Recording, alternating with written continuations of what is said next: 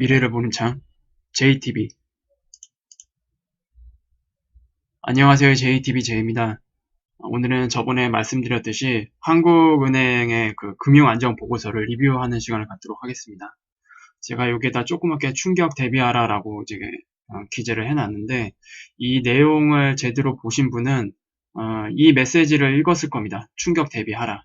그리고 미리미리 이제 보수적인 관점으로 점검을 해볼 필요가 있다라고 이제 이해를 하시면 되겠는데, 일단 이 한국은행의 금융안정보고서는 이제 한국은행법 제96조 제1항에 정하는 바에 따라 거시금융안정 상황에 대한 평가보고서를 금융통화위원회 심의를 거쳐 국회에 제출합니다라고 되어 있는데, 이제 이게 정기적으로 국회에 이제 보고되는 내용이거든요.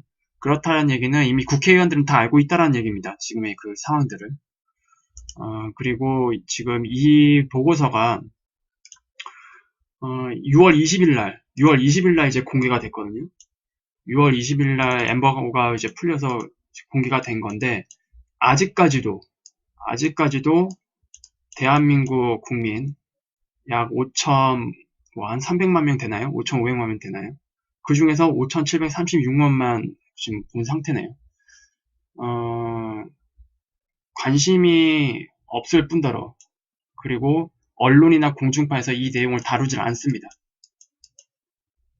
특히 이번에 보고된 금융안전보고서 같은 경우에는 굉장히 중요한 내용이 많이 담겼고, 그리고 한국은행에서 웬만해서 직설적으로는 보고하지 않거든요. 보고서를 작성을 할 때. 근데 이번에는 꽤나 조금 직구를 날리는 그런 그 내용들이 좀 많습니다.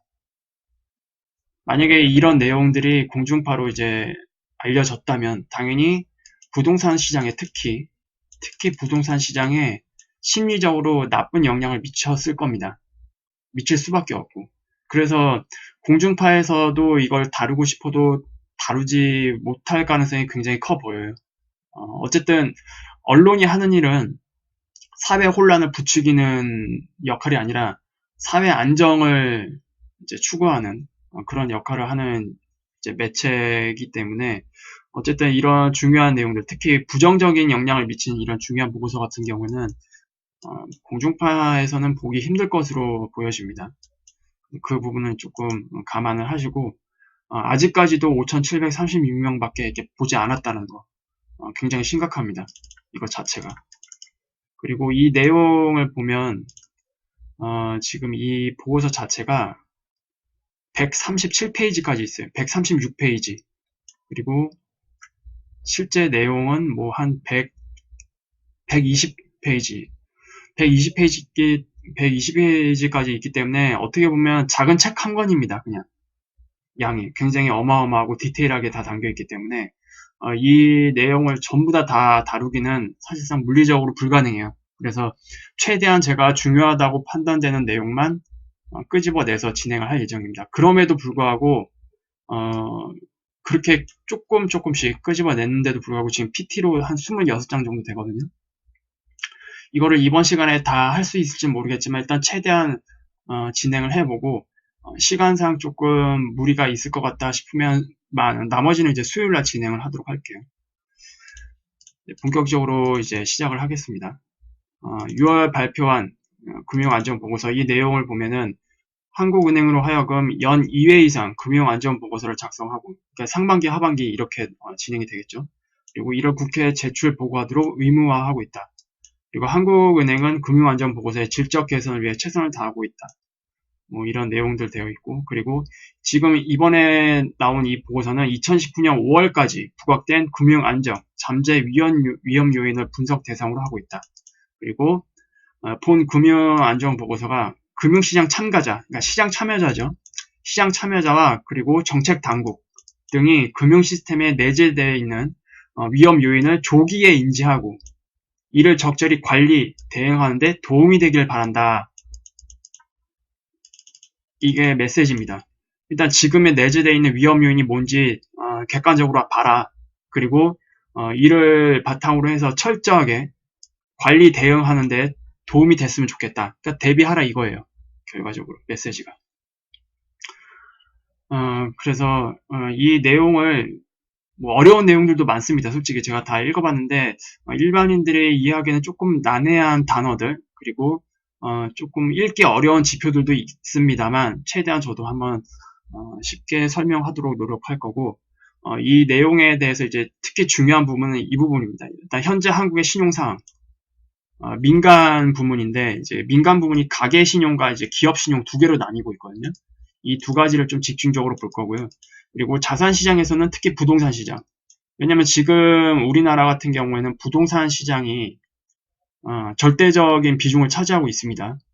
부동산 시장이 무너지면 우리나라 전체가 다 무너질 수 있는 그런 규모로 지금 커졌기 때문에 부동산 시장만 일단 간단하게 볼 거고요. 그리고 시나리오별로 향후 충격이 올 경우 어떤 문제가 발생할 수 있는지까지 금융안전보고서에 다 담겨 있는데 이 내용까지 이제 쭉 살펴보도록 하겠습니다. 일단 전체적인 이제 크게 봤을 때는 금융안정지수라고 해서 지금이 이제 약간 주의 단계까지 올라온 상태거든요. 현재 시점으로 보면 한국은행에서 이제 지금의 상황을 전체적으로 어떻게 파악하고 있는지 보겠습니다. 금융안정상황 부문별로 살펴보면 신용시장의 경우 명목 GDP 대비 민간 신용 비율은 상승세를 지속하였다. 가계신용은 주택시장 안정대책 그리고 여신심사 강화 등의 영향으로 증가율이 하락하였다. 특히 여기에는 이제 DSR이 이제 영향을 미쳤겠죠. 특히 2019년부터는 가계부채 부분이 증가율은 여전히 증가하고는 있지만 증가율 자체는 하락했습니다. 이게 아무래도 계속 규제를 강화하고 있기 때문에 마음대로 대출을 할 수 없는 이런 환경들, 이런 것들을 작용한 것 같습니다. 그리고 대출 종류별로는 주택담보대출의 증가세가 둔화가 이어지고 있는 가운데 신용대출 등 기타 대출의 증가율도 큰 폭 하락하였다. 제가 말씀드렸죠. DSR. 가계 채무상환 능력은 대체로 양호한 수준을 유지하고 있으나 최근 비은행 금융기관을 중심으로 대출 연체율이 상승하는 움직임을 보이고 있다. 이것도 제가 작년부터 말씀드렸습니다. 미국이든 우리나라든 1금융권은 이제 관리를 하고 있기 때문에 아직까지는 큰 문제가 예상되지 않지만 문제는 비은행권이라고 말씀드렸죠. 비은행권. 그리고 여기서는 비은행 금융기관만 다루고 있습니다. 안정보고서에서는 순수하게 우리가 말하는 비은행권이라고 한다면 비은행 금융기관도 포함이 되어 있고 뭐 러시안 캐시라든지 이런 형식의 완전히 비은행권도 다 포함이 되어야 하지만 일단 이 보고서에서는 순수 비은행권은 빠져 있는 상태입니다. 만약에 순수 비은행권까지 포함이 된다면 아마 상태는 더 많이 심각할 것 같아요. 그 부분은 감안을 하시고 여러분도 들으시면 될 것 같아요. 기업 신용은 대출이 꾸준히 늘어나고 회사채 순 발행 규모도 확대되면서 증가세를 이어갔다. 이것도 좀 심각한 문제죠. 회사채 발행이 갑자기 급증했다라는 얘기는 기업들이 많이 힘들어지고 지금 자금이 많이 필요하다는 그런 것을 이제 엿볼 수가 있습니다. 그래서 회사채를 많이 발행할 수밖에 없는 거고요. 기업 규모별로 보면 중소기업 대출은 개인 사업자 여신 심사 강화 등으로 증가율이 낮아졌으며 대기업 대출은 소폭의 증가세를 보이고 있다. 기업의 재무 건전성은 비교적 양호한 모습을 보이고 있으나 향후 대내외 경영 여건 악화, 수출 부진 등의 영향으로 채무 상환 능력이 악화될 가능성이 있다. 지금 상태에서는 아직 우려할 수준은 아니지만 만약에 지금 여기 보이는 뭐 대내외 경영 여건 악화, 수출 부진 이런 것들이 결국 경기 침체잖아요. 경기 침체가 봤을 때 이런 것이 발생하는데 이때에는 채무 상환 능력이 약화될 가능성이 있다. 이건 이제 미래에 대한 얘기입니다. 다음 내용으로 넘어갈게요. 이제 민간 신용 부분. 민간 신용 부분 보면은 일단 이제 민간 신용 가계와 기업을 다 친 겁니다. 이 큰 왼쪽에 있는 그래프는 비율을 보면 지금 거의 190%에 육박하고 있죠. GDP 대비 민간 신용이 190% 정도에 이르고 있습니다. 뭐 과거 IMF가 터지기 직전 그리고 리먼 파산 사태가 일어나기 직전 그 수준보다도 지금 더 많이 올라간 상태이고요. 그리고 신용화폐 시스템에서는 이게 계속 올라갈 수밖에 없어요. 올라갈 수밖에 없고 이것이 멈추는 날 자산시장의 디플레도 같이 진행이 됩니다. 일단 여기서는 민간 부문의 레버리지 수준을 나타내는 명목 GDP 비율 분의 민간 신용 비율이 2019년 들어서도 상승세를 지속하였다. 민간 신용 대 명목 GDP 비율은 금년 1분기 말 189.1%로 전년 대비 1.4포인트 상승하였다. 부문별로 보면은 가계신용 증가세가 둔화되면서 가계신용 대 명목 GDP 비율은 금년 1분기 말 91.9%로 전년 말 수준을 유지한 반면 기업신용 같은 경우에는 97.2%로 전년 말 대비 1.5포인트 상승했다. 어쨌든 가계신용이든 기업신용이든 보면은 GDP 대비 거의 100%에 육박한 상태입니다. 이거는 OECD 국가에서도 봤을 때 굉장히 높은 수준에 속합니다. 그만큼 우리나라 신용이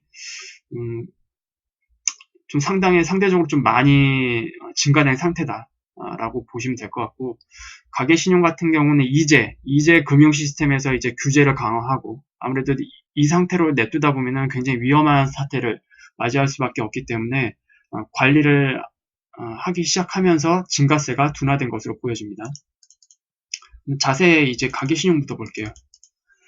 지금 가계신용을 보면은 X로 봤을 때 거의 1,500조 원입니다. 현재 가계신용 신용잔고를 보면은 1,500조. 근데 여기에는 순수 비은행권은 포함되지 않았다고 말씀드렸죠. 여기는 비은행권 중에서도 비은행 금융권만 포함이 되어 있습니다. 그래서 순수 비은행권까지 합치면은 2,000조를 아마 넘을 것으로 예상이 됩니다. 얼마가 넘을지 몰라요. 비은행권의 그 취약계층은 특히 비은행권을 많이 몰렸을 수밖에 없기 때문에.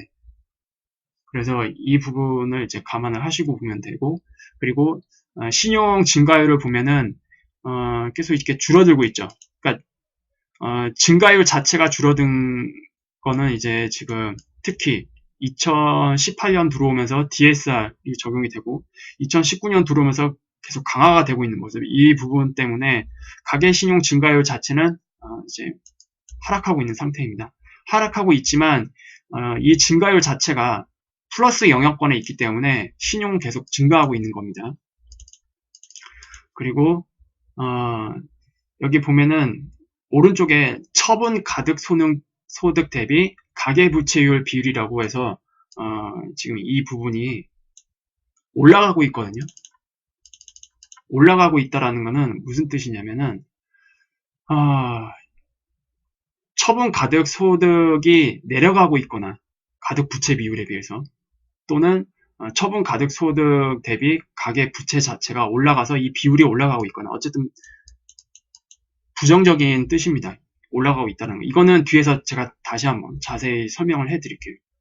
그래서 어쨌든 지금 이 기울기를 보면은 2018년 말까지 아니면 2018년 중반까지는 이제 이것이 가파르게 올라가고 있다가 지금 서서히 이 증가율 자체가 둔화가 되고 있는 상태잖아요.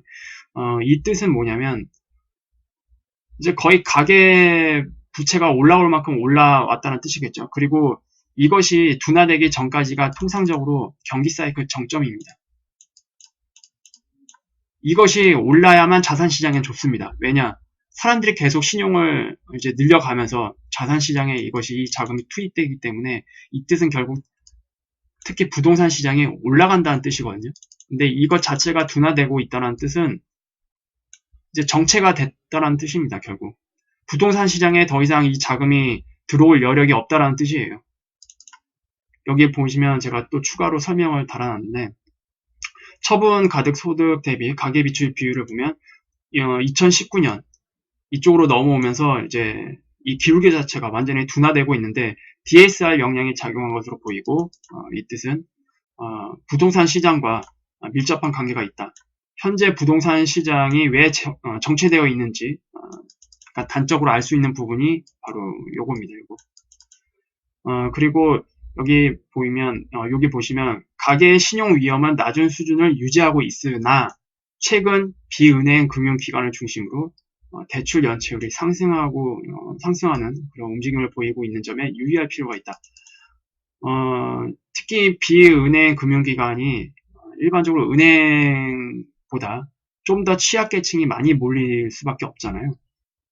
이 뜻은 취약계층부터 이제 연체율이 서서히 바닥에서 올라오기 시작했다는 뜻입니다.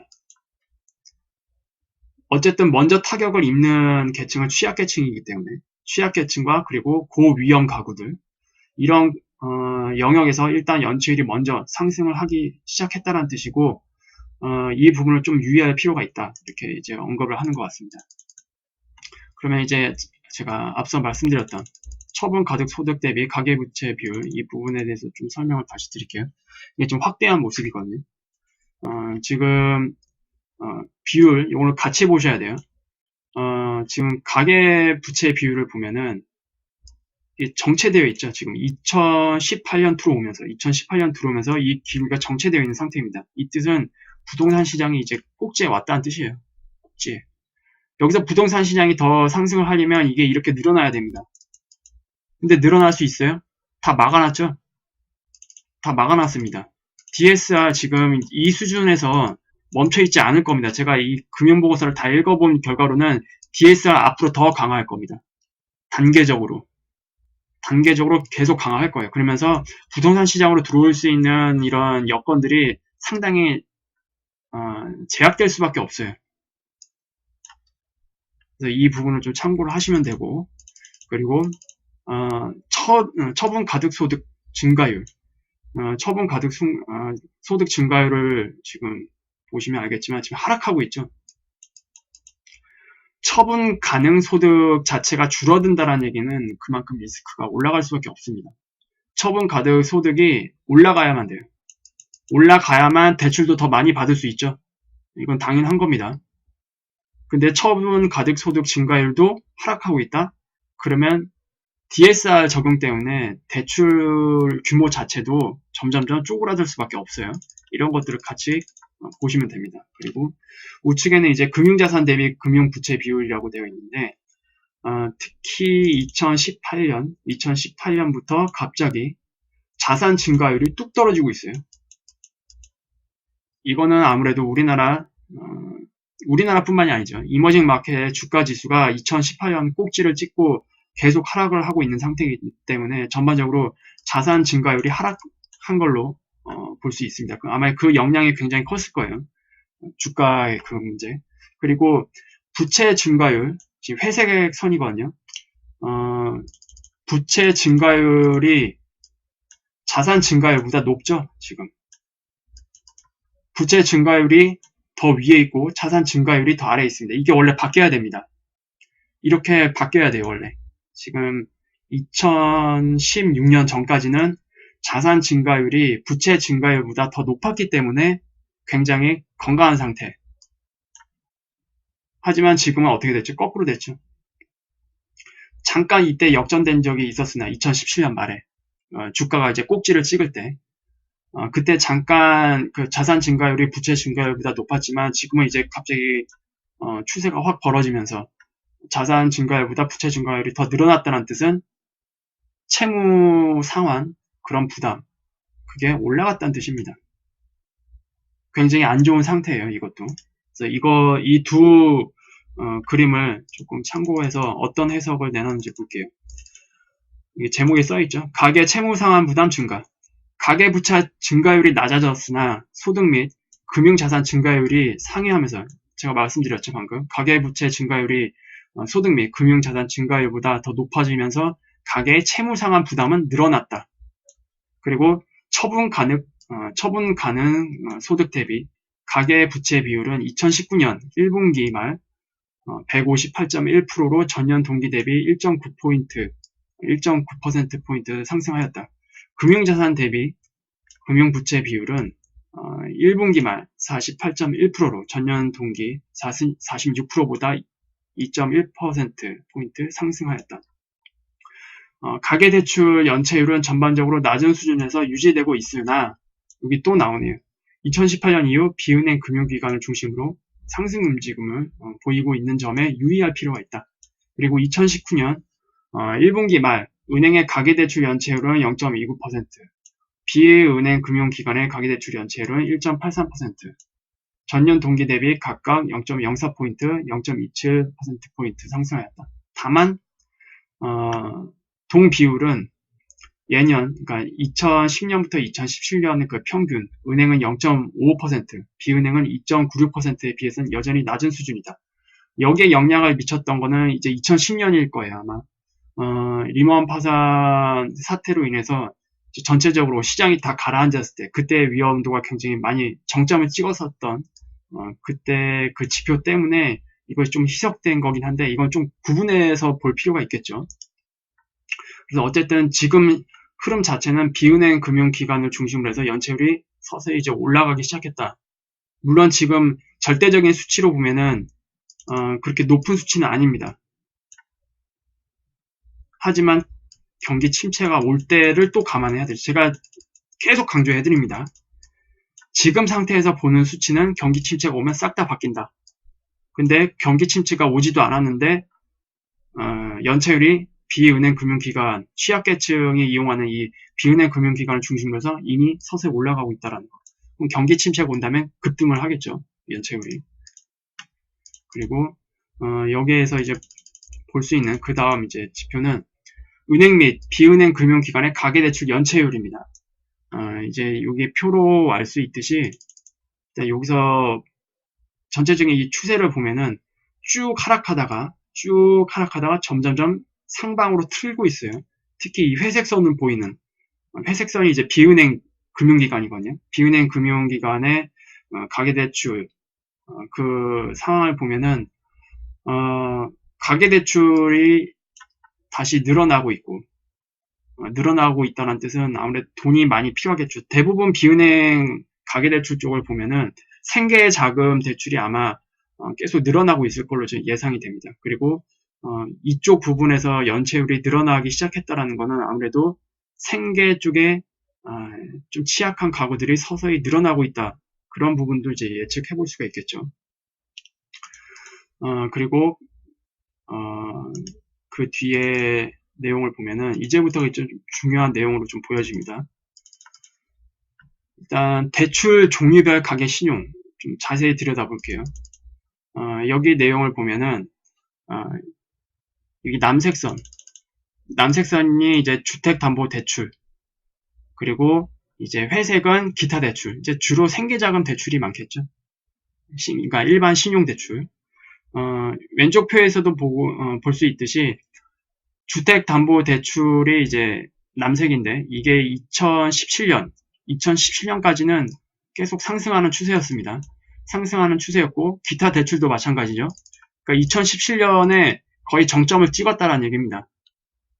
이 대출 그 규모 자체가. 그리고 2018년에 넘어오면서 좀 대출 규모 자체는 줄어들긴 했지만 이때는 이제 서서히 둔화되는 그런 흐름으로 갔겠죠. 그래서 부동산 시장은 사실상 2017년 말에서 2018년 초 이때가 거의 정점을 잃었던 것 같습니다. 그러니까 엄밀히 말하자면 2017년 하반기에서 2018년 상반기, 그리고 2018년 하반기에 들어오면서 서서히 부동산 시장도 정체되거나 하락했을 가능성이 좀 높아 보여요. 이 가계 대출의 그 상황을 보면 대출 잔고가 점점 줄어들고 있잖아요. 대출을 받는 그 비중 자체가. 그리고 여기서 특히 눈여겨볼 것은 이겁니다. 이거 2019년 들어오면서 갑자기 훅 떨어졌었죠. 대출 자체가. 규제 시작했다는 얘기입니다. 규제 때문에 이렇게 된 거예요, 지금. 그리고 전년 동기 대비 증가율도 보면 주택담보대출이 지금 계속 하락하는 모습이고 가계대출도 계속 하락하는 모습. 아마 이거는 좀 더 계속 하락 추세를 이어가지 않을까 조심스럽게 예상을 합니다. 왜냐, 과거 사이클과 달리 이제 금융당국에서 본격적으로 규제를 하기 시작했기 때문에, 그리고 규제를 할 수밖에 없는 이유는 이 영상을 다 보시면 알게 됩니다. 그만큼 심각하기 때문에 규제를 하는 거예요. 그래서 이 신용 대출, 그리고 뭐 이런 대출 규모 자체는 계속 하락할 것으로 예상이 됩니다. 여기에도 지금 써있죠. 이는 주택담보대출에 대한 규제 강화, 증가세가 확대되었던 신용대출이 DSR 도입 등의 영향으로 증가율이 낮아진 데에도 일부 기인한 것으로 보인다. 여기도 적혀 있습니다. 그러면 여기서 이제 말하는 가계부채 고위험 가구 현황 및 시사점을 이제 한국은행에서 어떻게 짚고 있는지 보겠습니다. 가계금융 복지조사 자료를 활용하여 소득 및 자산 측면에서 채무 상환 능력이 취약한 고위험 가구의 동향 및 특징을 살펴보고 최근 국내 주택시장 부진 및 성장세 둔화 우려를 감안하여 주택가격 하락 및 소득 감소가 가계의 채무 상환 능력에 미치는 영향을 분석하고 시사점을 도출하였다. 여기 보이는 거 주택시장 부진, 이건 최근 상황입니다. 최근 주택시장이 이제 부진하고 있고 GDP 성장도 이제 둔화되려는 그런 움직임, 그런 것들을 감안을 했을 때 향후 여기는 경기 침체가 생략이 되어 있습니다. 향후 경기 침체가 왔을 때 주택가격 하락 및 소득 감소가 이제 발생을 하게 된다면 이때 가계 채무 상환 능력에 미치는 영향을 분석하고 시사점을 도출하였다. 그러니까 경기 침체가 왔을 때 어떻게 변하는지 시뮬레이션 했다는 얘기예요. 그러면 본격적으로 이 내용이 무슨 내용인지 한번 살펴볼게요. 일단 고위험 가구 동향. 고위험 가구는 원리금 상환 부담이 크고, 원리금 상환 부담이 크다는 얘기는 DSR 40%가 넘어가는 가구들입니다. DSR 40%가 넘어가는 가구는 다 고위험 가구라고 보시면 됩니다. 이거는 이제 수치적으로 다 기준이 나왔기 때문에 이 영상을 보시는 분들도 한번 스스로 자가 진단을 한번 해보세요. 우리 가구는 고위험 가구인지 아닌지, 그리고 DSR 수준이 어느 수준인지 그 부분들을 다 체크를 하시면서 영상을 보시면 더 도움이 될 것 같습니다. 그래서 어쨌든 DSR은 40%가 넘는 가구가 고위험 가구고요. 그리고 자산 매각을 통해 부채 상환이 어려운 가구는 DTA가 100%가 넘는, 그러니까 한마디로 자산 매각을 다 했을 때 부채 상환을 딱 할 수 있는 기준이 100%입니다. 그런데 100%가 넘어간다면 자산 매각을 다 해도 부채를 못 갚는다는 얘기입니다. 따라서 DTA가 100%가 넘게 되면 고위험 가구가 되겠죠. 그래서 고위험 가구는 크게 두 가지입니다. DSR 40%가 넘는 가구 또는 DTA가 100%가 넘는 가구. 그리고 가계금융 복지조사 자료를 활용하여 분석한 결과 2018년 3월 말 고위험 가구 비중은 전체 금융부채 보유 가구의 2.7%로 2017년 3월 말 2.9%에 비해 0.2포인트 하락하였다. 이들 고위험 가구가 보유한 금융부채액은 2018년 총 금융부채액의 5.4%로 2017년 5.7% 대비 0.3포인트 하락하였다. 근데 요 내용은 다 2018년입니다. 아직 2019년은 적용이 안 됐다라는 거, 그리고 아직 경기 침체가 오기 전의 수치라는 거, 이거는 좀 참고하시면 될 것 같고요. 이제 본격적으로 수치를 한번 볼게요. 소득 분위별, 고위험 가구 수 및 금융부채액 현황. 일단 소득 분위 1분위, 이제 최상위 등급이죠. 최상위 등급에서는 오히려 2018년으로 넘으면서 고위험 가구가 38%가 하락을 했습니다. 그리고 전체 대비로는 5.8%를 차지하고 있네요.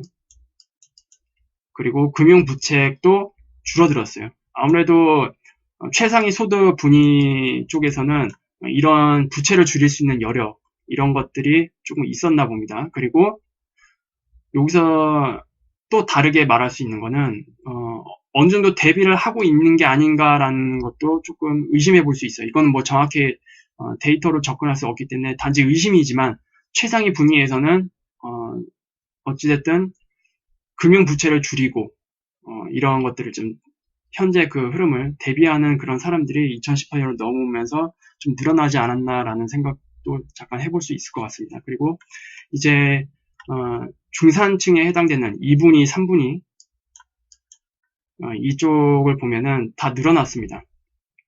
특히 2분위 소득 가구에서는 7.9에서 8.5%로 비중이 늘어났었죠. 그리고 3분위에서도 마찬가지로 6.0에서 6.9%로 늘어났습니다. 그래서 각각 8.6%, 15.8%가 전년 대비 늘어났어요. 근데 2019년에 지금 지표가 없기 때문에 이거는 2019년 만약에 하반기에 금융안전보고서가 또 나올 텐데 그때 좀 중요하게 봐야 될 것 같습니다. 특히 2019년 하반기 금융안전보고서가 더 중요할 것으로 보여져요. 지금 상태에서는. 그리고 4분위에서도 많이 늘어났네요. 그리고 5분위에서는 오히려 줄어들었죠. 이거는 뭐 어떤 문제 때문에 줄어들었는지 한번 뒤에 가서 확인을 해보도록 하겠습니다. 그리고 제가 방금 말씀드렸던 거 고위험 가구, 이게 중요하다고 말씀드렸죠. 일단 DSR 40%, 그러니까 지금 여기에 있는 이 전체는 다 고위험 가구거든요. 고위험 가구 중에서도 1단계, 2단계, 3단계, 여기도 1단계, 2단계, 3단계 수준으로 또 세분화한 겁니다. 고위험 가구 중에서도 1단계에 해당되는 고위험 가구, 여기를 보면은 지금 전년 대비 3.3%가 3.3% 감소를 하였습니다.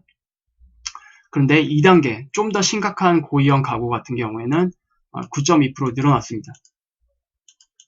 그리고 DSR이 100이 넘는 진짜 엄청나게 위험한 이 고위험 가구는 5.9% 줄어든 상태고요. 그러나 부채액 자체로 보면은 두 번째로 위험한 고위험 가구와 그리고 가장 위험한 고위험 가구의 부채액이 다 늘어났습니다. 요게 조금 눈에 띄네요. 그리고 이제 DTA, 자산 매각을 다 했음에도 불구하고 부채를 갚지 못하는 가구들, 1단계를 보면은 다 줄어들었네요. 근데 DTA가 150%에서 200% 사이인 중간 단계 고위험 가구 같은 경우에는 다 늘어났습니다.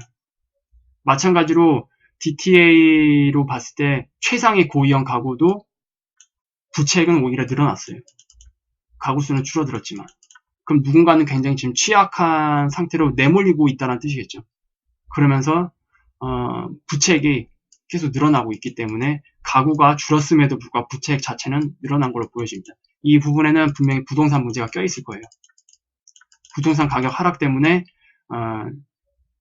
부동산 가격이 하락하면은 자기 자본율이 떨어지기 때문에 DTA가 갑자기 급격하게 늘어나거든요.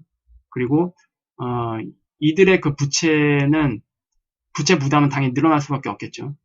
그래서 이런 부분들이 다 영향을 미친 것으로 보여지는데 여기에 이제 고위험 가구 특징이라고 해서 언급해 둔 게 있습니다.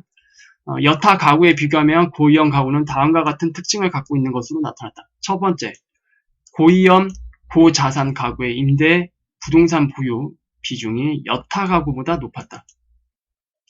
임대 부동산 보유. 여기 보면 알겠지만 특히 고자산층에서 그 고위험 가구의 임대 부동산 보유 비중이 46.3%예요. 여타 가구보다 높게 나타나고 있죠. 그리고 둘째, 취업 형태별로 보면 고위험 가구의 자영업자 금융 부채액 비중이 여타 가구보다 높았다. 자영업자. 이는 자영업자 종사하는 고위험 가구의 가구당 금융 부채액이 여타 가구보다 매우 큰데 기인한다. 지금 이 평균치를 보더라도 자영업자 중에서의 그 고위험 가구의 부채액은 평균적으로 거의 4억에 육박합니다. 다른 여타 가구 같은 경우는 1억이 좀 안 되죠. 그만큼 자영업자가 굉장히 취약계층으로 지금 내몰리고 있다는 뜻입니다. 그래서 이 표를 통해서 알 수 있는 거는 일단 경기 침체가 왔을 때 가장 위험한 가구는 부동산 쪽에 많은 부채를 가지고 있는 가구들, 그리고 그 중에서도 자영업자, 이것의 그 교집합 굉장히 위험하다는 거고, 경기 침체가 오면 이 대상에 해당되는 가구가 먼저 무너진다라는 것을 유추할 수가 있습니다. 그리고 다음 내용을 볼게요. 그리고 셋째, 대출 상환 방법별로는 고위험 가구의 만기일시 상환 비중이 여타 가구보다 크게 높았다. 만기일시 상환이 45%나 차지하고 있어요. 이게 뭐냐면 지금 겨우 이자만 갖고 있다는 뜻입니다. 원금도 못 갖고 있다는 뜻이에요. 이자만 겨우겨우 내고 있는 고위험 가구가 45%나 차지하고 있다는 거, 여타 가구보다 많다라는 거. 이거는 경기 침체가 왔을 때 이 고위험 가구가 보유한 부동산이 통째로 넘어갈 수가 있습니다. 이거는 이자만 겨우 갖고 있는데 원금 갚을 생각도 못하고 있는 거죠. 지금 상황에서는. 그리고 이런 문제들 때문에 비금융기관의 그 연체율이 서서히 올라가고 있는 그런 이유가 되지 않나. 그걸 또 한번 연결 짚어서 이제 볼 수 있을 것 같습니다. 그리고 이제 좀 더 중요한 내용. 그럼 결국 경기 침체가 왔을 때 주택가격 하락과 소득이 이제 감소하게 되잖아요. 주택가격만 하락하는 게 아닙니다. 소득도 감소됩니다. 그러면 이렇게 될 경우에 고위험 가구의 금융부채액은 어떻게 바뀌나. 이 내용을 보면은 일단 설명부터 볼게요. 주택가격 하락 및 소득 감소는 가계의 채무 상환 능력을 약화시킬 수 있다. 뭐 당연한 거죠. 이를 감안하여 주택가격과 처분가득 소득이 동시에 15% 하락하는 시나리오 하에서 개별 가구의 DSR과 DTA 재산정을 하고 이를 토대로 고위험 가구 수 그리고 금융부채액 비중 변화를 추정하였다. 여기 보이는 주택가격과 소득이 동시에 15% 하락한다는 시나리오는 어떤 것을 이제 근거로 잡은 거냐면 IMF 평균치입니다. IMF 시절 평균 전국 평균 주택가격 하락이 15%였다고 해요. 그리고 소득도 전체적으로 평균치를 봤을 때 15%. 근데 의미가 없죠. 왜냐? 이거는 주택가격 하락 같은 경우에는 일단 지역별로 다 틀립니다. 천차만별입니다. 아마 평균치가 15%라는 얘기는 어떤 지역은 30%, 40% 하락하는 지역도 있다는 얘기고요. 소득 같은 경우에도 평균치가 15%지만은 이보다 더 못한 뭐 20%, 30% 소득이 하락하는 가구도 많다는 얘기입니다. 이거를 조금 잘 이제 이해를 하셔야 돼요. 이게 평균치라는 게 크게 의미 없을 수도 있습니다. 그리고 또 하나, IMF 시절 부동산 가계 대출 그 비중이 그리고 규모 자체가 지금이랑 상대가 될까요? 전혀 상대가 되지 않습니다. 그렇기 때문에 여기는 이제 굉장히 보수적인 기준으로 잡았다고 저는 보여져요. 개인적으로. 아마 실제로 지금 상태에서 경기 침체가 오면은 이 수치보다 더 아마 악화된 상황을 감안을 하셔야 될 겁니다. 어쨌든 여기서 15% 하락, 소득과 주택가격이 15% 하락했을 때 어떤 변화가 있는지 한번 볼게요. 추정 결과 고위험 가구 비중은 2018년 2.7%에서 5.7%로 늘어나는 것으로 나타났다. 그러니까 2018년 기준 지금 2.7%에서 5.7%로 지금 충격 이후에 5.7%로 이제 늘어났다는 것을 이제 시뮬레이션 결과 볼 수 있고, 그리고 고위험 금융부채 금액은 비중은 5.4%에서 13.1%로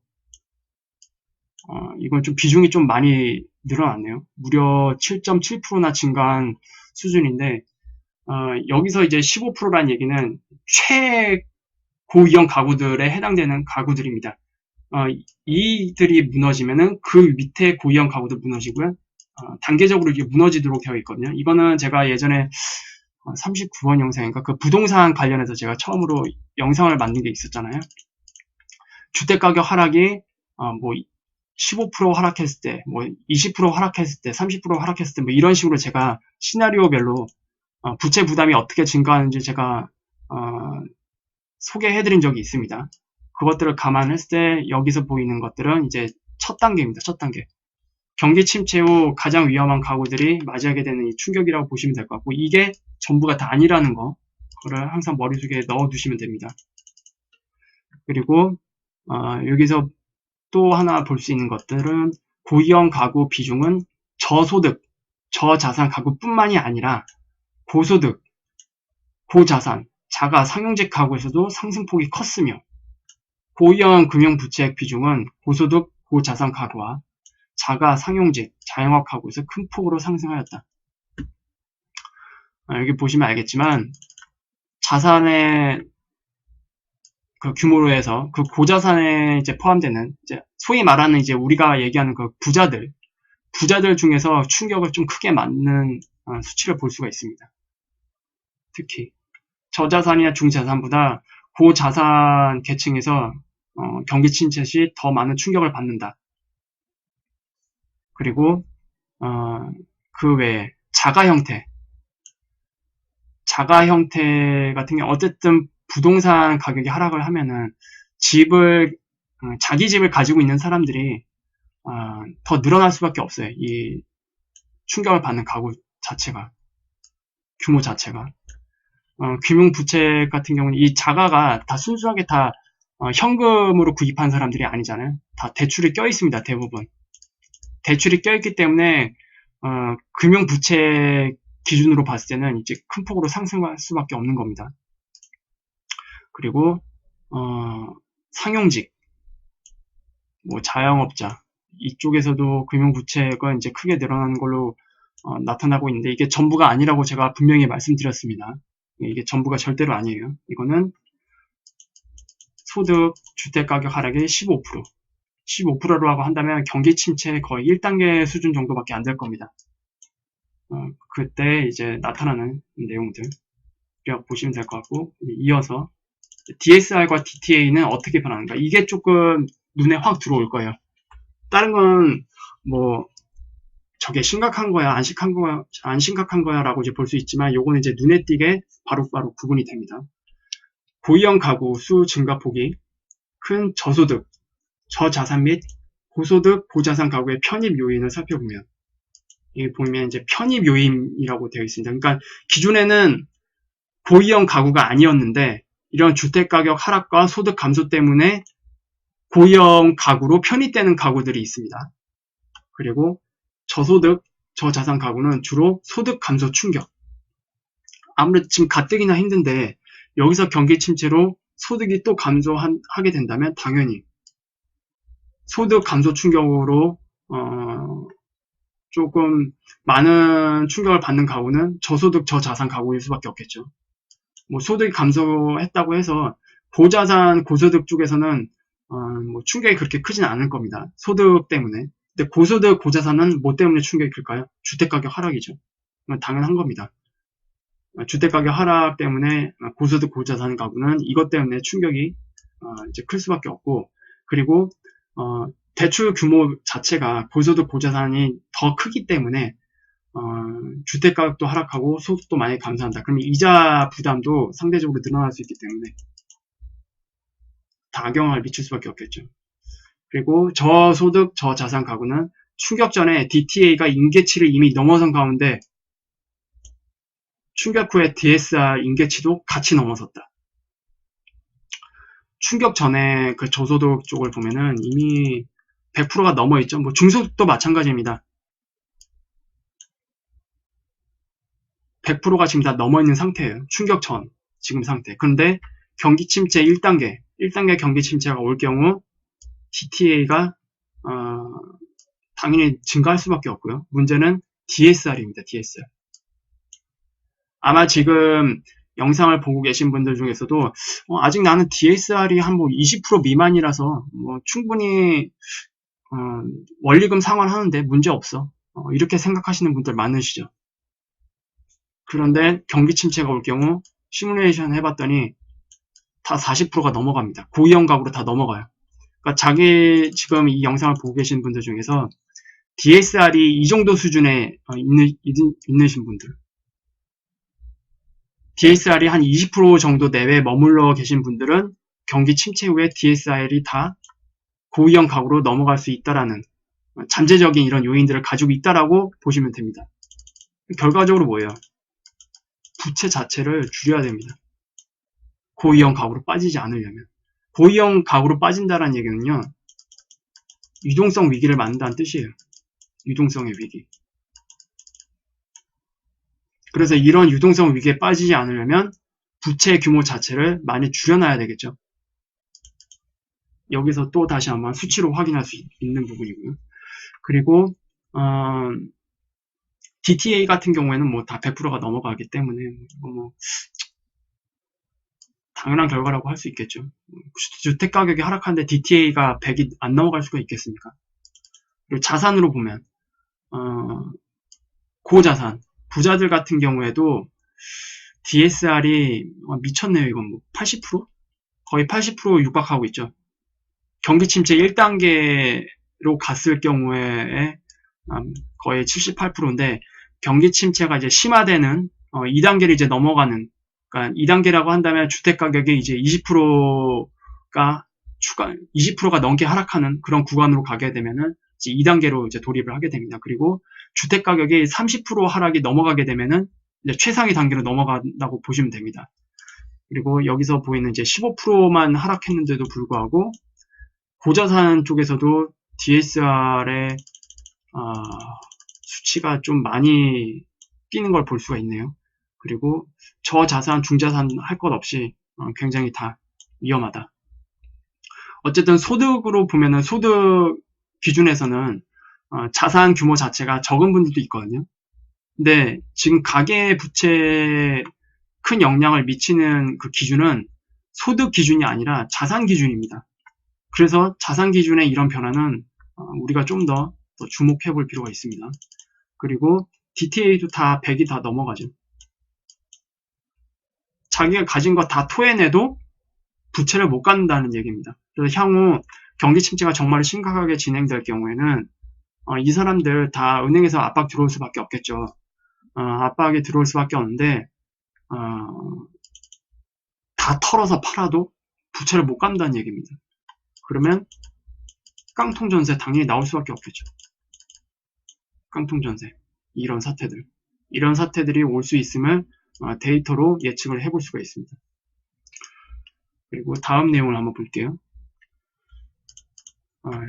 그럼 여태까지 말씀드렸던 이것들을 통해서 본 시사점은 뭔가?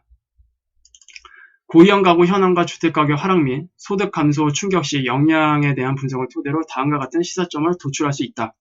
첫째, 고위험 가구 채무 상환 능력 약화에 유의할 필요가 있다. 고위험 가구 수 및 금융부채 비중은 전년 대비 감소하였으나 DSR 및 DTA 평가한 고위험 가구의 채무 상환 능력은 약화된 것으로 나타났다. 그리고 얘네들이 무너지면 그 다음 단계로 도미노로 이렇게 이제 무너집니다.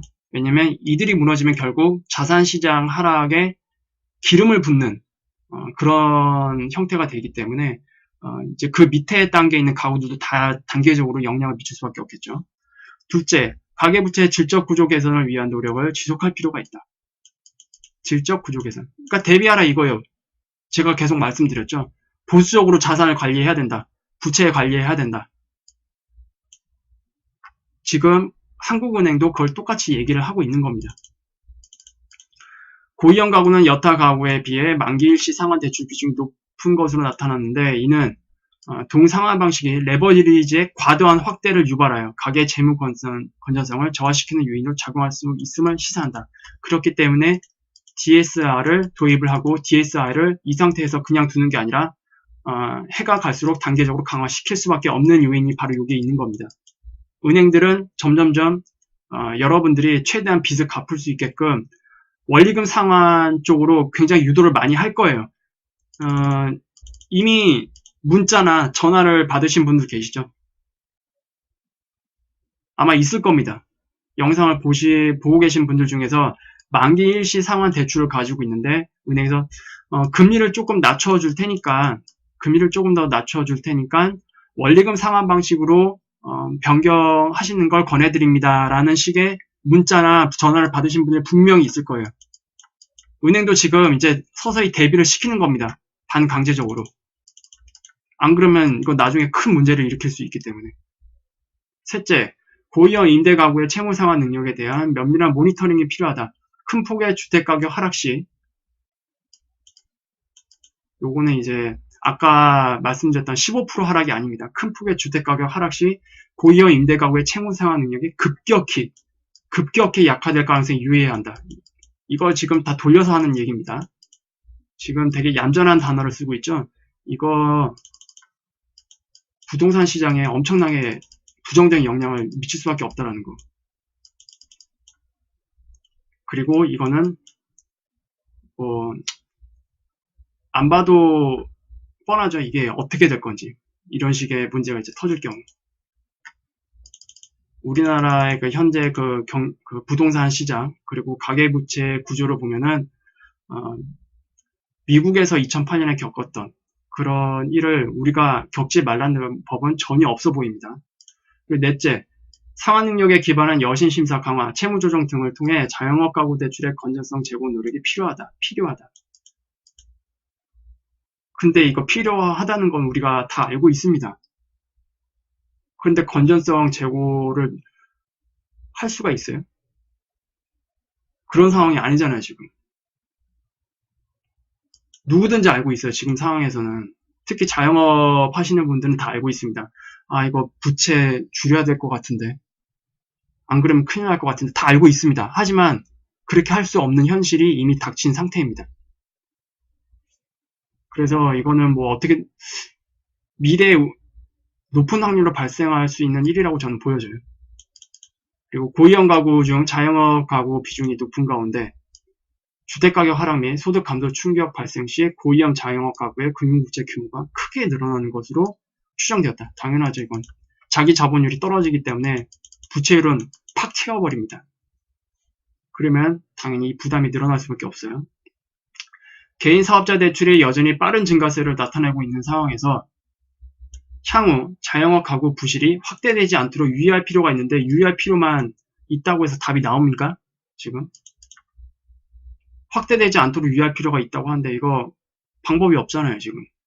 그리고 지금 대출도 지금 계속 강화하고 있기 때문에 이런 취약한 그 개인 사업자 같은 경우에는 결과적으로 비은행권으로 지금 다 달려가고 있습니다. 비은행권 대출로 다 달려가고 있다고요. 이건 뭐 어떻게 막을 거예요, 이거? 이거 막지 못합니다, 이거는. 어쩔 수 없는 그런 상황으로 좀 가고 있지 않나 저는 조심스럽게 그렇게 예측을 합니다. 그 다음에 이제 기업 신용을 볼게요. 기업 신용. 기업 신용 같은 경우에는 일단 눈에 띄는 거는 여기 회사채 순 발행. 2019년 1분기 들어오면서 회사채를 엄청나게 발행했어요. 이전과 지금 여기 보이는 건 2015년 1분기에서부터 나온 내용인데 일단 기존의 그 3년 정도의 그 평균치보다 월등하게 가지가 팍 늘어났죠. 특히 2019년 그 1분기에 주식시장이 반등을 했잖아요. 그래서 잠깐 분위기가 좋았단 말이에요. 근데 이 시기에 회사채 발행을 엄청나게 늘린 것으로 좀 나타나고 있습니다. 회사채를 많이 늘렸다는 얘기는 회사들이 자금이 많이 필요하다는 그런 뜻이겠죠. 그런 상황에 놓여 있기 때문에 회사채를 발행해서라도 자금을 조달하고 있는 것으로 보여지고 이건 절대로 좋은 게 아닙니다. 특히 지금 경제 사이클이 정점에 이른 상태에서 이런 회사채 발행은 절대로 좋은 게 아닙니다. 왜? 우측에 보이는 이자 보상 배율이라는 이 흐름을 보면은 유추를 할 수가 있습니다. 일단 이게 말이 어렵잖아요. 그 이자 보상 배율이라는 게 어떤 뜻인지 이건 뒤에서 제가 자세히 설명을 해드릴게요. 일단 여기서 이제 기업 신용에 대한 전반적인 그 흐름을 한국은행에서는 어떻게 진단을 했는지 보겠습니다. 기업 신용 대출은 꾸준히 늘어나고 회사채 순 발행 규모가 확대되면서 증가세를 지속하였다. 예금은행의 기업 대출은 2019년 1분기 말 842.5조 원으로 전년 동기 대비 4.8% 증가했다. 기업 규모 비율로는 대기업 대출 증가율이 2018년 4, 4분기 이후 플러스로 전환하였으며 중소기업 대출 증가율은 개인 사업자 대출을 중심으로 2, 4분기 이후 하락세를 이어나갔다. 회사채 발행 규모는 금년 1분기 중에 6.3조 원으로 2012년 이후 가장 높았다고 하네요. 그리고 기업의 재무 건전성은 중소기업 중심으로 다 여러분들이 예상했던 거죠. 중소기업 중심으로 다소 저하되는 모습을 보였고 2018년 전체 기업의 부채 비율은 자본 확충 등에 힘입어 75.3%로 하락하였으나 중소기업의 경우에는 전년 말 수준을 유지하였다. 그러니까 지금 자금 사정이 중소기업 쪽 중심으로 굉장히 안 좋게 가고 있는 것 같습니다. 이 부분은 뒤에서 좀 자세히 알아보도록 할게요.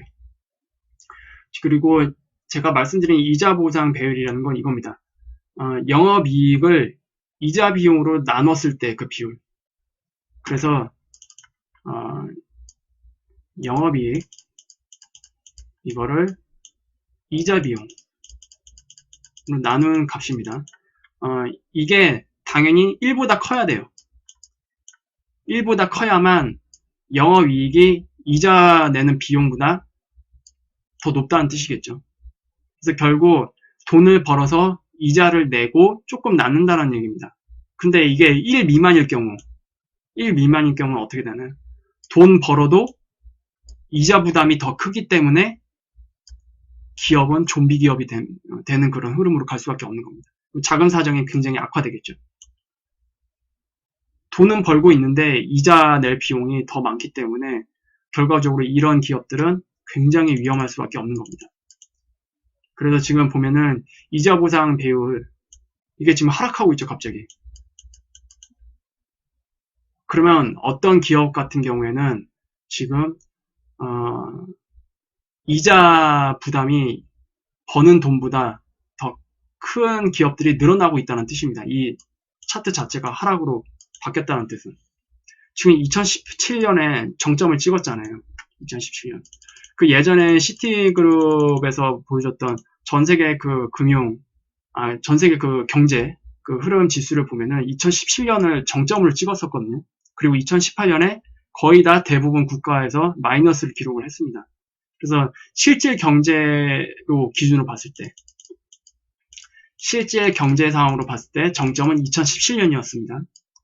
그리고 2018년, 2019년은 자산 시장만 버티고 있는 거예요, 지금. 그렇게 보시면 됩니다. 아마 그래서 자영업자, 특히 자영업자분들은 2018년부터 많이 힘들어지기 시작하셨을 거예요. 그리고 2018년보다 2019년이 지금 더 힘드실 거고요. 그리고 2019년보다 2020년이 더 힘들 가능성이 높습니다. 이 부분에 대해서 좀 자세하게 설명을 해드릴게요, 뒤에서. 일단 회사채.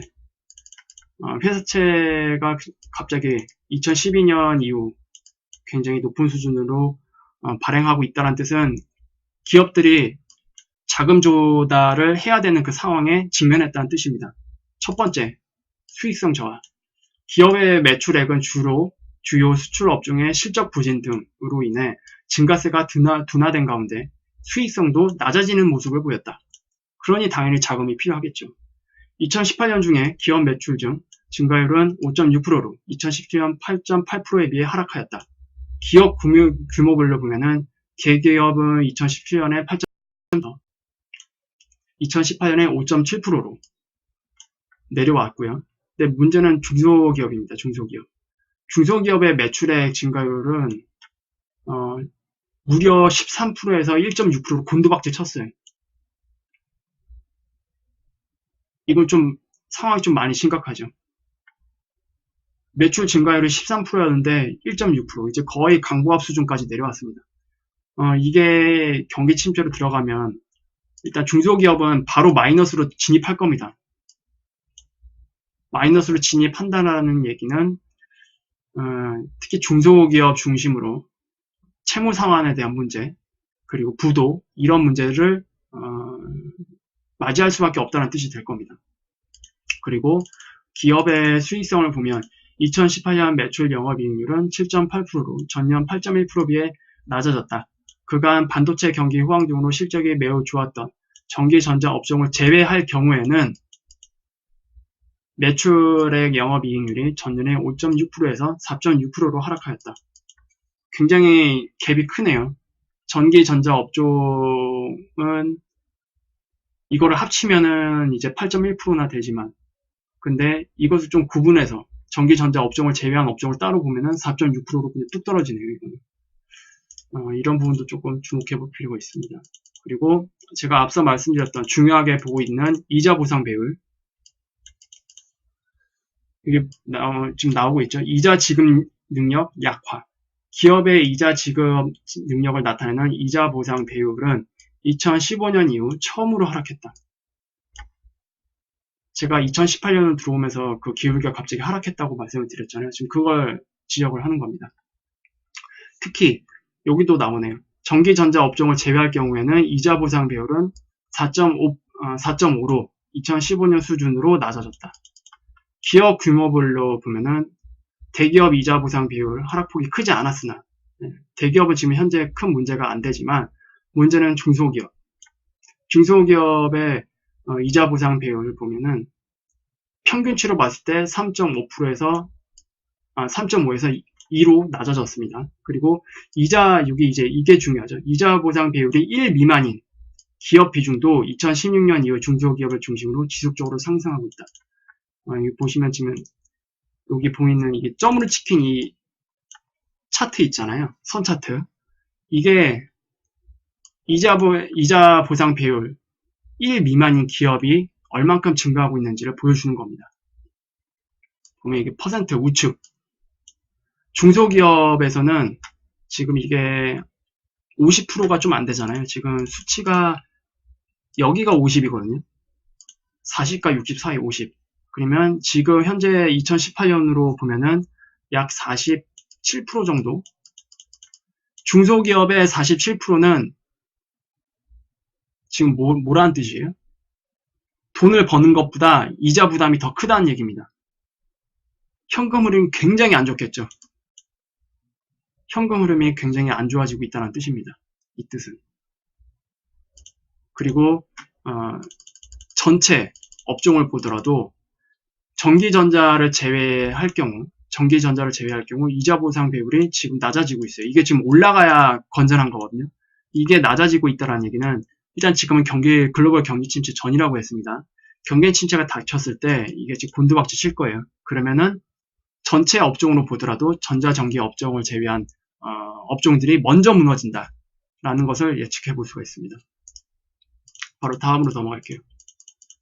이게 아마 거의 이 보고서의 가장 중요한 부분이지 않을까. 개인적으로 그렇게 생각을 하고 있습니다. 일단 보증부 가계대출 잔액. 여기 보시면 알겠지만 주택금융공사, 주택도시보증공사, 서울보증부 이거 다 전세대출 보증기관이잖아요. 지금 잔액이 2018년에 들어오면서 그 전에도 계속 늘어나고 있지만 2018년에 갑자기 100조 원을 넘겼습니다. 지금은 이제 120조 원이 넘은 상태인데 이제 이것도 문제가 된다는 얘기죠. 자세히 이제 알아보겠습니다. 공급 측면에서도 보증부 가계대출에 대한 은행의 취급 유인이 커졌을 것으로 보인다. 보증부 대출 경우 보증기관으로 신용위험을 전가할 수 있는 데다 낮은 위험 가중치가 적용돼서 자기자본 비율 제고에도 기여하기 때문에 은행에서 취급 요인이 컸을 것으로 보인다고 하네요. 근데 이게 지금 어떤 문제를 일으킬 수 있는지 뒷부분부터 좀 자세히 보겠습니다. 일단 여기에 나와 있는 그 보증기관들, 대표적인 보증기관이 총 3개거든요. 일단 주택도시보증공사, 그리고 주택금융신용보증기금, 그리고 서울보증보험. 아마 특히 전세대출에 대한 그 보증 보험을 가입하신 분들은 이 기관들이 아마 눈에 익으실 거예요. 눈에 익으실 건데 특히 주택도시보증공사의 보증 잔액은 지금 현재 382조 원, 서울보증보험 같은 경우에도 310조 원. 이 두 개를 합치면은 약 690조 원 되죠. 이거를 일단 기억을 해 두시기 바랍니다. 그리고 지금 다 이게 전세자금 대출 쪽에 다 관여를 하고 있습니다. 이 시장들이. 그리고 여기 보면 나머지는 필요 없고 이제 밑에 부분 2019년 1사분기 주택 구입 자금 용도 대출의 증가율은 마이너스를 기록한 반면 전세자금 대출은 무려 36.9%, 약 37%가 증가됐습니다. 큰 폭으로. 갑자기 37%가 뻥 뛴 거예요, 그냥. 이 보증기관들의 그 대출 규모가. 그만큼 많은 사람들이 이제 불안하다 보니까 전세 대출에 대한 그 보험에 가입을 하고 있는 것 같습니다. 그리고 이제 좀 자세한 표를 통해서 알아보도록 할게요. 가계대출 연체율입니다. 일단 여기 보시는 거 앞서 말했던 그 보증기관들의 연체율 및 대위 변제율을 보면은 이제 서서히 올라가고 있습니다. 2016년에서 바닥을 찍고 2017년, 18년, 19년으로 넘으면서 계속 상승하는 추세. 그리고 담보부 쪽에서도 상승하고 있는 모습. 그리고 대위 변제율. 이제 문제는 이제 대위 변제율이죠. 대위 변제율이라는 거는 이제 그 문제가 생겨서 대신 이 보증기관이 여기 보험에 가입한 사람들에게 대신 변제를 해줬다라는 얘기죠. 그 율입니다. 그 율도 지금 2017년, 18년에 하방 경직을 보이고 2019년을 넘으면서 지금 올라가고 있는 모습입니다. 근데 문제는 이거는 아직 경기 침체 전이라는 거. 경기 침체가 진행되면 특히 대위 변제율 같은 경우에는 뻥 뜰 겁니다. 우리가 앞서 보았듯이 그 고위험 가구들, 그리고 지금은 고위험 가구가 아니지만 고위험 가구로 편입되는 그런 규모를 봤을 때 대위 변제율이 올라갈 수밖에 없겠죠. 경기 침체가 오면. 그러면은 대위 변제율이 올라간다는 뜻은 이 대위 변제를 담당하고 있는 이 보증기관들의 리스크가 굉장히 올라간다는 뜻입니다. 그래서 이 부분을 그 뒤에서 좀 자세히 한번 다루도록 할게요. 그리고 요게는 일단 추가적으로 또 봐야 될 게 바로 이겁니다. 신용 등급별 연체율. 지금 우측으로 갈수록 이제 신용이 낮은 사람들이거든요. 일단 통상적으로 신용 등급이 3까지가 신용이 매우 좋은 사람들에 포함이 되잖아요. 3까지. 그런데 이제 4부터 이제 신용이 서서히 좀 안 좋아지는 중위 신용, 그리고 7 넘어가면 이제 완전히 신용이 매우 안 좋은 사람들의 직군이 이제 모여 있을 텐데, 지금 담보별 대출을 보더라도 그 대출 퍼센트를 보면은 지금 신용이 나쁜 사람일수록 퍼센트가 올라가고 있는 것을 볼 수 있고요. 그리고 이 연체율, 지금 나와 있는 퍼센트는 다 연체율입니다.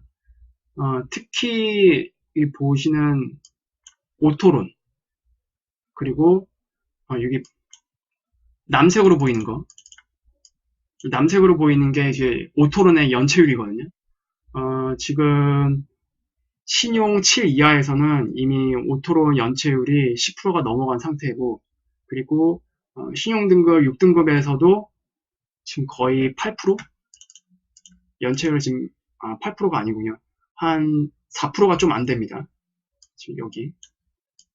그래서 지금 가장 위험한 거는 취약계층, 신용이 낮은 취약계층부터 연체율이 늘어나기 시작했다. 이게 아마 제가 처음에 말씀드린 비금융기관의 연체율을 올리는 사람들이 바로 다 지금 신용이 낮은 사람들, 이 사람들일 가능성이 굉장히 높아 보인다는 것을 이제 수치로 지금 확인할 수가 있겠죠. 그리고 지금은 경기 침체가 아직 오지 않았기 때문에 이 정도지, 실제로 이제 경기 침체가 발생을 하게 되면은 아마 다 올라갈 겁니다. 전반적으로.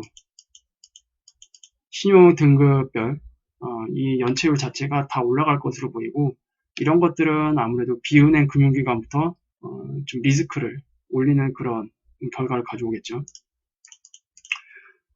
제가 여기에 핵심 스트레스 테스트라고 되어 있죠. 이하에서는 보증부 가계대출이 크게 늘어난 데다 연체율이 상승세를 보이고 있는 점을 감안하여서 대위 변제율, 수준 변화에 따른 보증기관의 자기자본 부족 규모를 추정해 보았다. 그리고 2007년, 2018년 요 사이 각 보증기관의 대위 변제율의 평균값 및 표준 편차를 이용해서 2019년 그리고 2019년부터 2021년 중반 이때의 대위 변제율 값에 대한 3개의 시나리오를 설정을 했다. 일단 시나리오는 총 3단계입니다. 첫 번째는 기본, 아무 일도 없을 경우, 그냥 지금 수준으로 계속 경제 사이클이 진행될 경우, 그리고 부정적, 이거는 이제 경기 침체 초반 정도 될 것 같네요. 그리고 매우 부정은 이제 본격적인 경기 침체가 시작될 경우, 저는 이렇게 보고 있습니다. 그래서 이런 시나리오별로 스트레스 테스트를 해봤더니 어떻게 됐나. 일단 1번 시나리오, 그러니까 지금 상태로 유지될 경우에는 경제가 지금 상태로 유지될 경우에는 자기자본 부족이 발생하지 않았으나 시나리오 2번과 3번, 그러니까 경기 침체 초입, 여기서 말하는 경기 침체 초입이라는 건 글로벌 경기 침체입니다. 글로벌 경기 침체가 초입에 들어가는 순간, 그리고 이제 본격적으로 경기 침체가 진행되는 그런 시나리오에서는 자기자본 부족이 나타났으며, 시나리오 특히 3번에서는 자기자본 부족 규모는 3.7조 원에 이르는 것으로 추정이 되었다. 즉 충격이 크지 않을 경우 이를 감내하는 것이 가능하나 충격이 클 경우 자기자본 부족을 겪을 가능성이 있는 것으로 나타났다. 추가적으로 이제 계속 내용을 볼게요. 구체적으로 이제 시뮬레이션 하는 결과가 나오죠. 일단 1번 상에서는 문제가 없어요. 근데 침체가 이제 시작될 경우에는 2020년부터 자기자본 부족 사태가 발생합니다. 2020년부터. 그리고 2019년부터 본격적인 침체가 시작이 된다라고 한다면 아무래도 이거는 2019년 말이 될 가능성이 높아요. 만약에 이런 시나리오로 간다면 그러면 올해 말부터 바로 자기자본 부족 사태를 겪을 수 있다는 것을 알 수가 있습니다. 그래서 여기서 보면 알겠지만 보증부 가계대출이 대출 및 보증 요건의 완화적인 적용, 낮은 대출금리 등으로 빠른 속도로 늘어남에 따라 가계부채 누중 요인으로 작용하였음에 유의할 필요가 있다. 또한 보증부 가계대출에 대한 편중이 여타 생산적인 부문으로의 자금 공급을 제약해서 신용자원 배분의 효율성을 저하시킬 수 있다는 점에도 주의를 기울여야 할 것이다. 이러한 점에서 보증부 가계대출의 실수요 서민 지원이라는 당초의 제도 도입 취지에 맞게 제한적으로 운영할 필요가 있다. 제한적으로. 그래서 여기서 좀 예측해 볼 수 있는 거는 이게 지금 보증부 기관에 대한 특히 전세 대출 그리고 보험 가입, 그러니까 전세 보증 가입이죠. 전세 보증금 보험 가입이 조건이 까다로워질 수가 있습니다. 앞으로 조건이 까다로워지고요. 그리고 그 보증 자체도 지금 제가 알기로는 80%까지인가 되고 있는 걸로 알고 있는데 이게 내려갈 수도 있어요. 어쨌든 지금 상태가 시나리오별로 이제 스트레스 테스트를 해봤더니 자기자본금이 이제 부족한 사태를 맞이하게 되다 보니까 당연히 제한적으로 운영할 필요가 당연히 있겠죠. 그러면은 앞으로 전세 보증 보험 가입에 누구나 가입할 수 있는 게 아니고 조건이 굉장히 까다로워질 수 있다라는 것을 예측할 수가 있고, 제가 아마 예전에 이와 관련된 기사를 한번 링크를 해드렸던 기억이 나요. 그래서 다 이런 문제들이 있기 때문에 은행들이 그렇게 움직이는 거구나, 이렇게 이해를 할 수가 있겠습니다. 그리고 보증부 대출이 부동산 관련 대출을 중심으로 증가해 옴에 따라서 주택시장 급변 등의 상황에 취약할 수 있음을 주의할 필요가 있다. 여기도 이제 언급을 하죠. 주택시장의 급변. 최근 전세가격 하락 등으로 전세자금 대출의 신용 위험이 높아질 수 있는 만큼 보증 한도, 금리 및 보증료율 등을 포함한 리스크 관리 체계를 점검하는 것도 필요할 것으로 보인다. 그래서 이것 때문에 보증료율이 내려갈 수 있다라는 거. 그리고 가입 자체도 굉장히 까다로워질 수도 있다라는 거. 그걸 조금 예측해 볼 수가 있습니다. 그리고 보증기간 역시 주택시장 내 예외적인 충격 발생 등에 대비하여 손실 흡수력을 꾸준히 확충해 나갈 필요가 있는데 이게 말이 쉽지 실제로 행동하기가 어렵죠. 이 보증기관이 뭐 어떻게 할 거야 지금 상황에서. 손실 흡수력. 어쨌든 손실을 흡수하려면 자기 자본금을 올려야 되는데 이게 쉽나요? 절대로 쉬운 일이 아닙니다, 이게.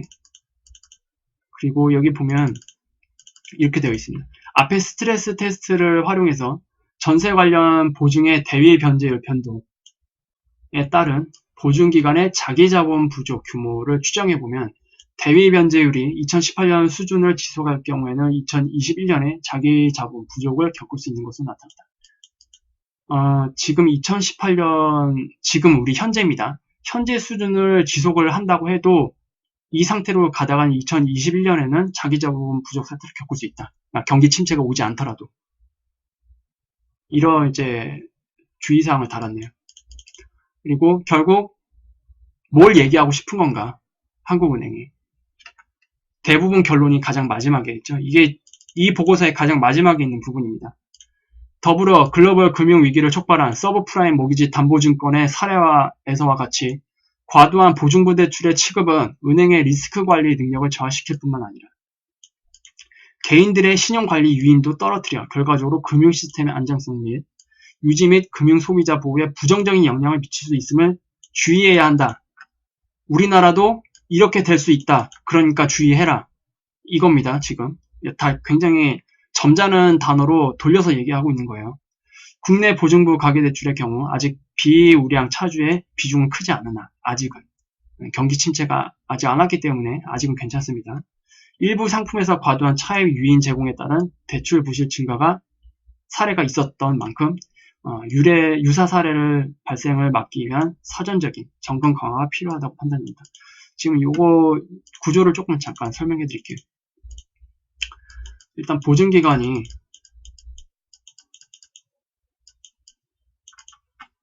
A라는 사람이 이제 임차인입니다. B라는 사람이 전세로 들어온 세입자예요. 이 사람이 보증기관에 가입을 이제 할 거잖아요. 전세로 들어왔으니까. 근데 주택가격이 하락했습니다. 주택가격이 하락했는데 임차인이 고위험 가구로 편입을 되면서 이 전세 세입자에게 돈을 줄 수 없는 상황이 됐어요. 그러면 이 돈은 보증기관에서 대신 변제해 주겠죠. 그런데 이런 사태가 많이 늘어나게 된다면 보증기관에 자기 자본이 부족해지겠죠. 그러면 그거 누가 메꿔야 되냐? 은행으로 넘어갑니다. 어쨌든 이게 전세자금 대출이 보증기관에서도 받지만 은행에서도 받잖아요. 이런 사태가 계속 늘어나다 보면은 결국 은행도 어쨌든 채권자입니다. 채권자. 우리 입장에서는.